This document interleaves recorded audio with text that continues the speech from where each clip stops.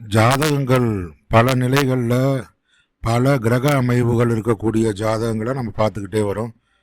இருக்கிறது 12 கட்டம் 9 கிரகங்கள் தான், 27 நட்சத்திரங்கள்னு சொல்லலாம். ஆனால் எவ்வளோ விதவிதமான ஜாதகங்கள் உலகத்தில் இருக்குது அப்படின்னு சொல்லி பார்க்கலாம். ஜாதகங்கள்னால் ஜாதகக்கூடிய நபர்கள் அப்படின்னு சொன்னால் எவ்வளோ நபர்கள், கோடிக்கணக்கான நபர்கள், ஒவ்வொருத்தருக்கும் ஒவ்வொரு ஜாதகம் அமைவு. அந்த ஜாதகத்தை வச்சு தான் அவங்களுடைய வாழ்க்கையே தீர்மானிக்கப்படுதுன்னு சொல்லலாம்.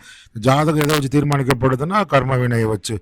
அப்படி பார்க்கும்போது இப்போ பார்த்தீங்கன்னா திரும்ப ஒரு மலையாள நடிகரோட ஜாதகத்தை பார்க்குறோம். இவர் மோகன்லால் மிகப்பெரிய சாதனைகள்லாம் செஞ்சுருக்காரு, சினிமாவில் மிகப்பெரிய விருதுகள்லாம் வாங்கியிருக்காரு அப்படின்னு சொல்லி தெரியும். அப்பேற்பட்டவருடைய ஜாதகத்தில் என்ன மாதிரியான அமைவு இருக்குன்னு சொல்லி பார்க்குறோம். பார்த்தீங்கன்னா லக்னம் மேஷ லக்னம் அப்படின்னு சொல்லி காட்டப்பட்டிருக்கு. இதுலேயே சுக்கரன் அமர்ந்திருக்காரு, லக்னத்திலேயே சுக்கரன் அமர்ந்திருக்காரு. மேஷ லக்னம் அப்படின்னு சொல்லி காட்டப்பட்டிருக்கு. சரி, லக்னத்துக்குரிய லக்னாதிபதி செவ்வாய் எங்கே இருக்கார் அப்படின்னு சொல்லி பார்க்கும்போது 12ஆம் இடத்துல சந்திரனோட இணைஞ்சு அமர்ந்திருக்காரு. இதை நம்ம பார்க்கணும் ரொம்ப முக்கியமாக. என்னடா அது மறைவு ஸ்தானத்தில் போய் உட்காந்துட்டாரு, அது யாரோட வீடு அப்படின்னு சொல்லி பார்த்தீங்கன்னா அது மீனராசி. மீனராசியில் போய் உட்காந்துட்டாரு. ஆனால் அந்த லக்னத்திலேயே சுக்கரன் உட்காந்துட்டாரு. கலைகளுக்குரிய சுக்கரன் லக்னத்திலேயே உட்காந்துட்டாரு. அது மிகச்சிறப்பு அப்படின்னு சொல்லலாம். சரி, அடுத்தபடியாக லக்னாதிபதி என்ன இப்படி ஆகிட்டார் அப்படின்னு சொல்லி யோசிப்போம். லக்னாதிபதி சந்திரனோட இணைஞ்சு அமர்ந்திருக்காரு மீனத்தில். சரி, அந்த உட்கார்ந்துருக்காரே தனுசு, அந்த தனுசு ராசிக்குரிய குரு எங்கே இருக்கார் அப்படின்னு சொல்லி நம்ம பார்க்குறோம். அடுத்தபடியாக அவர் பார்த்திங்கன்னா 9ஆம் வீட்டில் பாக்கியஸ்தானத்தில் குரு சனி இணைஞ்சு அமர்ந்திருக்காங்க. அதாவது மீனராசியில் லக்னாதிபதி செவ்வாயும் சந்திரனும் உட்காந்துருக்காங்க. அந்த லக்னாதிபதி உட்காந்துருக்கூடிய இடம் மீனராசி. அதுக்குரிய குரு பகவான் பார்த்திங்கன்னா லக்னத்துக்கு 9ஆம் வீட்டில் சனியும் குருவும் இணைஞ்சு தனுசில் உட்காந்துருக்காங்க. அப்போ இது ஒரு சிறந்த அமைவுன்னு சொல்லலாம். அப்போ இந்த லக்னாதிபதி சிறப்பாக இருக்கணுமே அப்படின்னு சொல்லி பார்க்கும்போது லக்னாதிபதி உட்கார்ந்த இடம் மிகச்சிறப்பாக அமைஞ்சிருக்கு அப்படின்னு சொல்லலாம். அதாவது அது 12ஆம் இடத்துல இருந்தால் கூட அது குருவோடைய வீடு. குரு எப்படி இருக்காருன்னு சொல்லி பார்க்கும்போது அவர் தன்னுடைய தனுசு ராசியிலேயே 9ஆம் இடத்துல பாக்கியஸ்தானத்தில் சனியோடு இணைஞ்சு அமர்ந்திருக்கார் அப்படின்னு சொல்லலாம். அப்போ அந்த குரு நல்லா இருக்கார் அப்படின்னு சொல்லலாம்.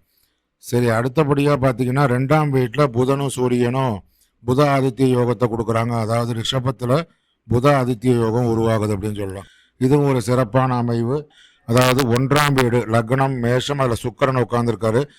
வசீகரமான தோற்றம், கலைகள், ஆர்வம், அப்படி புகழ் எல்லாவற்றையும் குறிக்கக்கூடியதான் சுக்கிரன் லக்னத்தில் உட்கார்ந்ததுனால பலன்கள் அப்படின்னு சொல்லலாம்.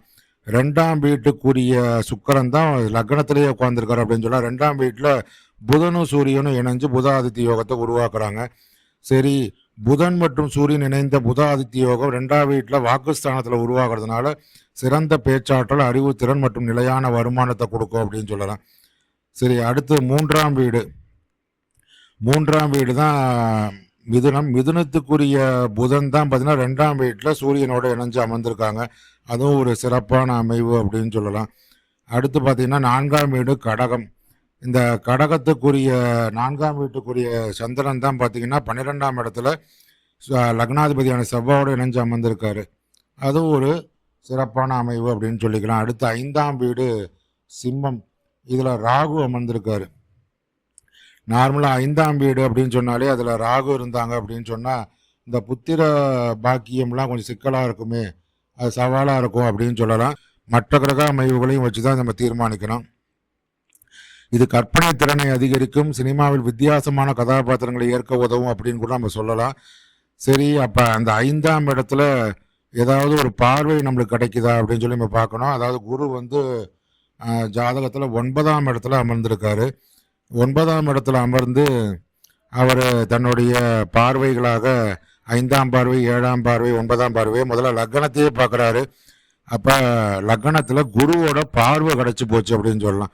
இப்போ லக்னத்தை லக்னாதிபதி மறைவு ஸ்தானத்துக்கு போனால் கூட லக்னத்தில் குருவோட பார்வை கிடைச்சது லக்னம் சிறப்பு பெறும் அப்படின்னு சொல்லிடலாம். அடுத்தபடியாக பார்த்தீங்கன்னா அவர் லக்னத்துக்கு அடுத்தபடியாக எதை பார்க்க போகிறார் அப்படின்னு பார்த்தா 7ஆம் பார்வையை, அந்த 3ஆம் ஸ்தானத்தை, உபஜய ஸ்தானத்தை, முயற்சி ஸ்தானத்தை பார்க்குறாரு. அதுவும் சிறப்பாகிடும் அப்படின்னு சொல்லலாம்.